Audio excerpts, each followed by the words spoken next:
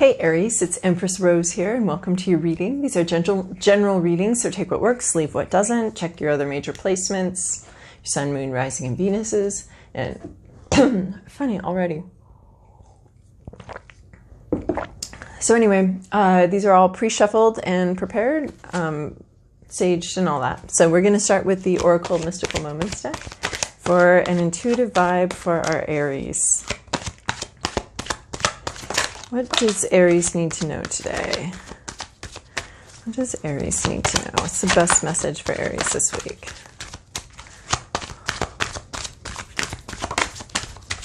All right, we've got two. That's enough. Aries, you seem to be plagued by this card. Secrets. Something you're not talking about.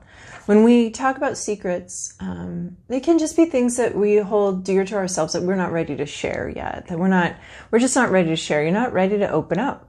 You know, this is about not just secrets, but this secret has a promise that it will be opened up because it has a keyhole. It's not a secret, like a geode down in the bottom of the earth that's, not going to get mined up for 20 years. Or 1,000 years or whatever, and it's just going to look like a rock when someone finds it. This has a keyhole, which means this is the type of thing that you do want to share, and you are somewhat prepared to share it. You have the ability to share it, the means to share it, and I think that you're preparing and you're thinking about sharing it. I mean, I just think that's what's so interesting. This keyhole in the middle of this secret of this moon implies that sharing will be happening, or opening up will be happening. So this could be something, just a part of yourself that you don't know about or you're not aware of yet, and then opening that. Or this could be something that you need to tell somebody else, or oftentimes sharing our secrets. I don't know why I use quotes. Our secrets, because I have like this stereotype of what a secret is, but when I think about things that I've held close to myself for 20 years, I never thought of them as secrets. But opening up about them cleared things up entirely and just helped me move forward from something that I didn't even realize I was keeping a secret. It just, it was just like something I never talked about, or not, something I never told anyone happened. And it wasn't like terror. It wasn't like, I always think of secrets as sexual for some reason, but it wasn't that. It was something else. And when I finally talked about it, it was this whole weight I'd carried around, and was unburdened. So anyway, you have something. You may not perceive it as a secret per se, but I guess that's why I used air quotes, because I have preconceived ideas on what secrets are and what they would be, but you just have something that you want to talk about, and you're not quite ready, but you're thinking about it because you've brought your keys up here to visit your little secret. You've brought your keys up onto this pedestal, and maybe you're worried that if you open up that you're going to get knocked off that pedestal. And that the act of opening up this part of yourself will knock you off your pedestal, and people won't admire you or look up to you anymore. If they knew the real you, I think, that's something that we all fear is,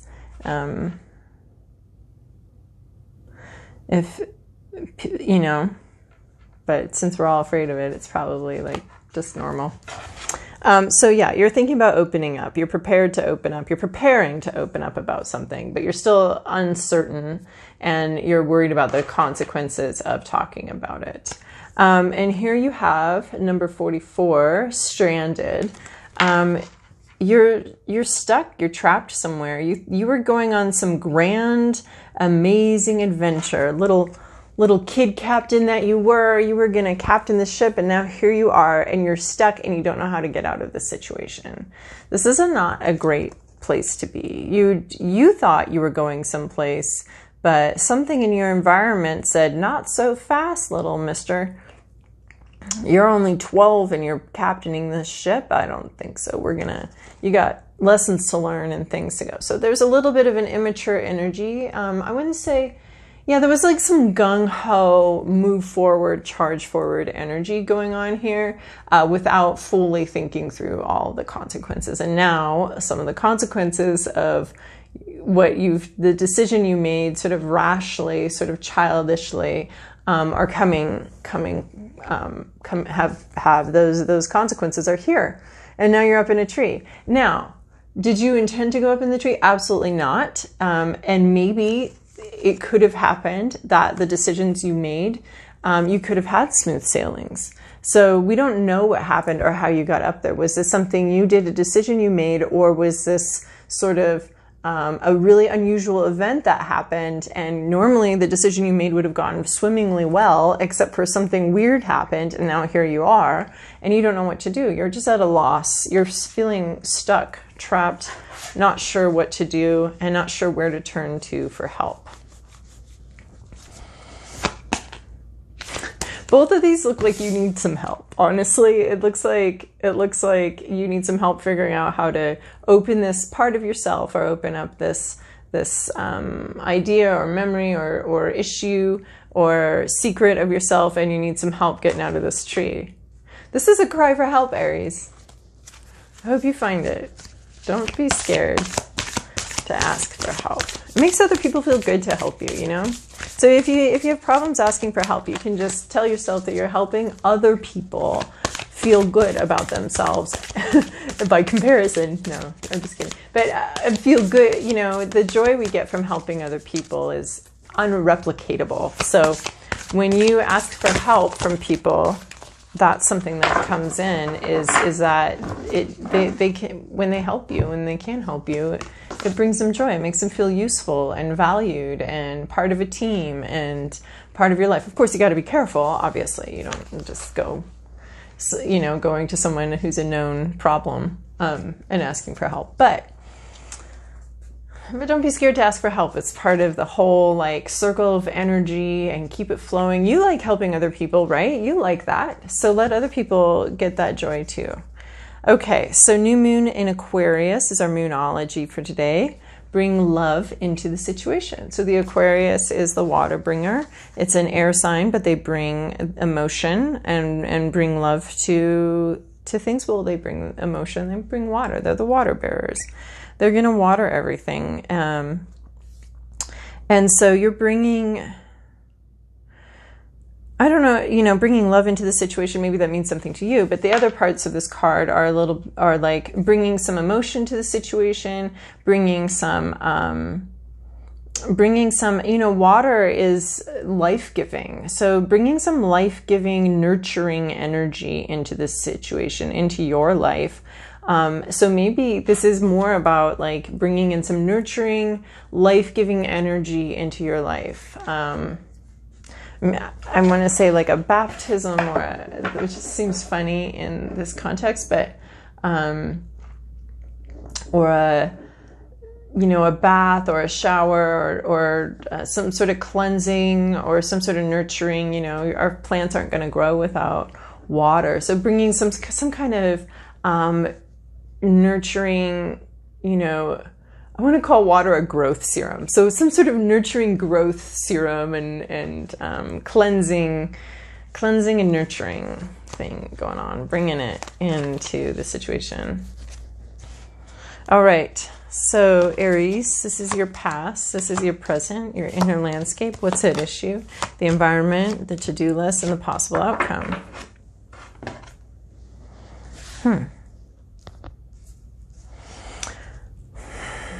So many swords. Well, we've got swords on the top deck and some better things on the bottom deck. So we're starting from a hard spot here. In your recent past, you have this Two of Swords. You have denial. You may have been keeping a secret from yourself. You have some sort of denial, or maybe you thought you could handle something and you couldn't. So you were in denial that you weren't quite ready for this, to launch this ship. But Two of Swords, you can't see, you're choosing not to see, you're holding your swords, you're blocked. This can be about indecision, it can be about stubbornness, it can be about denial. It's my tarot knows I see this as a denial card. So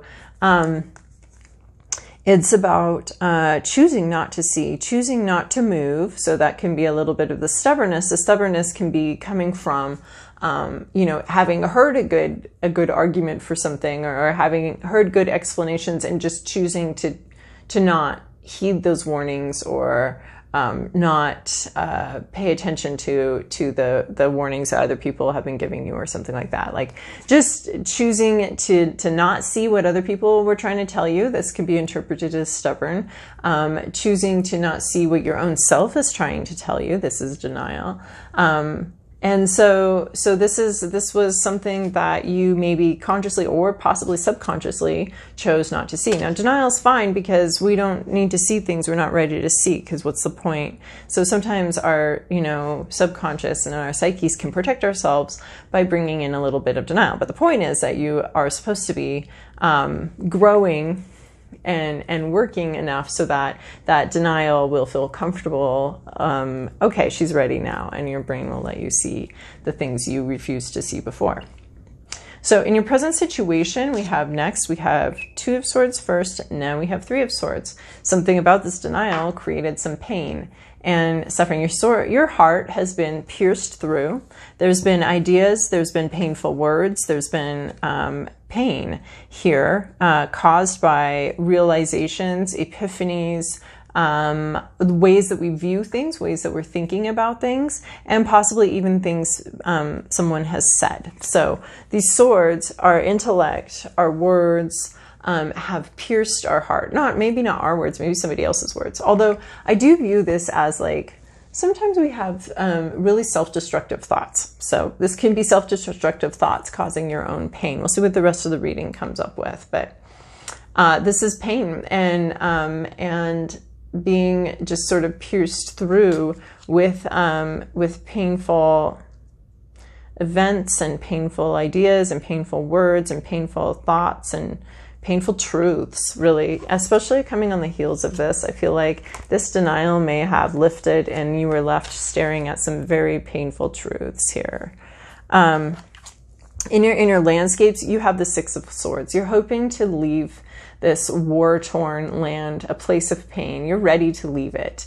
You are gathering your swords and you're going to be a refugee. You're getting on your boat and you're like, I can't live like this anymore. This is actually one of my favorite cards in the deck, because the pain that precedes this decision this decision to leave a painful situation is so intense. And this is the first step away from that pain. So see, we've just got the 2 of Swords, 3 of Swords, and the 6 of Swords. So, but I love this. You're ready to leave this pain behind. This is too much.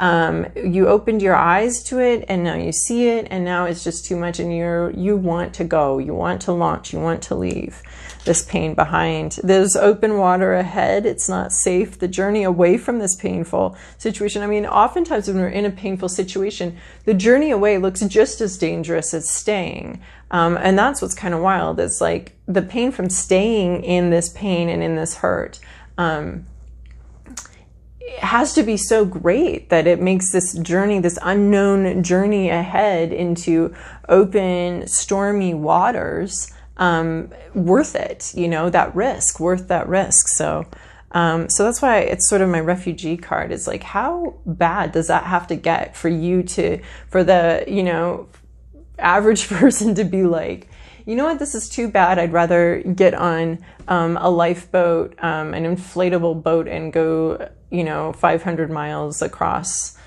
the sea, or 1,000 miles across the Mediterranean to get away from this. Like, how bad does it have to be? And so this is where you're like, I think it is bad enough. I think it is.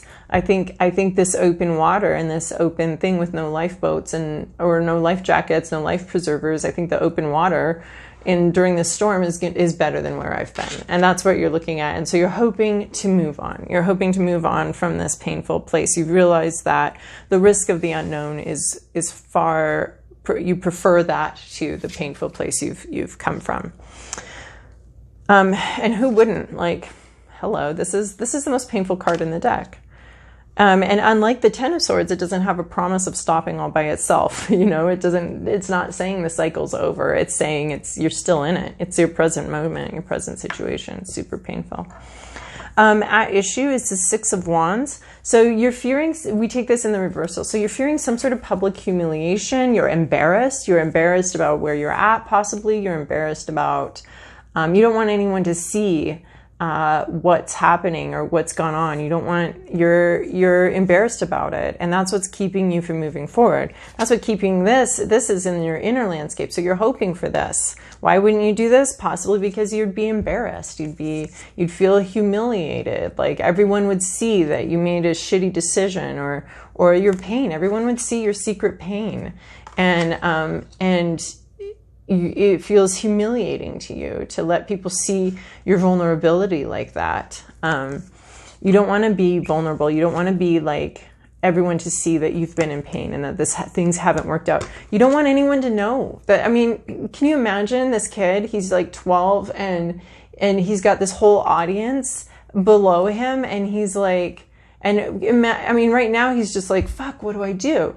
But if there were a bunch of people down there having a parade, watching him get stranded and stuck like this, can you imagine? He'd be like embarrassed on top of being stuck. And so this is what you're dealing with, is that you've gotten some place where you're stuck, you're trapped, you want to go, but you don't want to ask for help because it's going to be embarrassing. You're going to have to reveal that things didn't go the way your maiden voyage here didn't go well, and it's going to be embarrassing.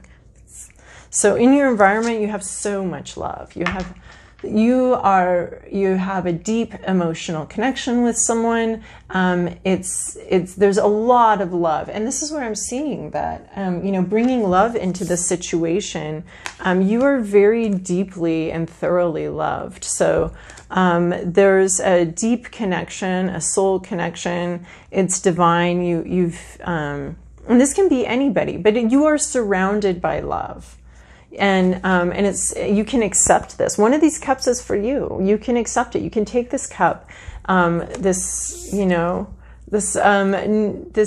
water, this cup of water, this refreshing, nurturing water that you have in your environment, this love that you have. You can accept it. You can take it. You can take the help.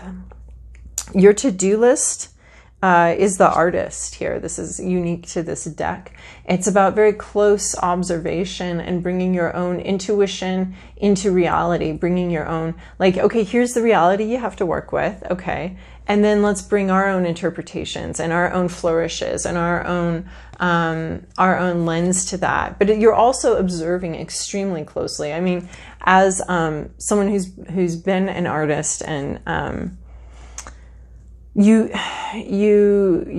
intimacy you have with close observation with something is something that you don't get in any other way. You know, if you are drawing a tree, the way you understand and see that tree when you're done is completely, one, it's unique to you, and two, it's so intimate. Like, like I can remember just about every tree I've ever drawn or painted or anything, or even the bodies and the people I've drawn and painted. Is just this intimacy that you don't get from just walking through the woods. You know, when you sit down for 3 hours and look at a tree, well then that's something. So this is just really close observation, watching your environment, interacting with your environment, bringing your unique self into your environment. That's what you're being called to do, is to be the artist, to bring creativity and intuition into your very, very close